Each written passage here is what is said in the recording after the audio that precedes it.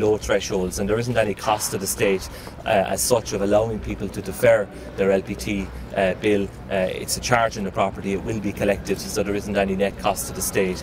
So we would like to see those qualifying income thresholds increased.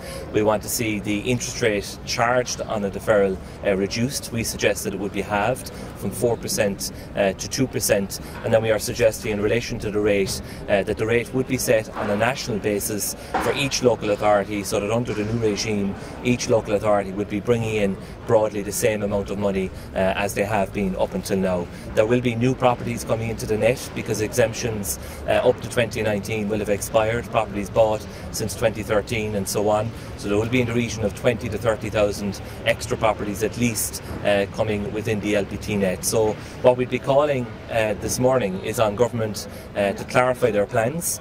It is important that local authorities can plan their finances on a multi-annual basis, and also that householders know where they stand, because the reality is that this is a major concern for people, especially living in urban centres where property prices have gone up very considerably in Dublin, Cork, Limerick, Galway, Waterford and all over the country. So that is certainly a concern. So that's the Fianna Fáil position. We submitted our own paper back in May. We had expected it would be part of the budget announcement. That didn't happen, but now there is a need for clarity at this point in time.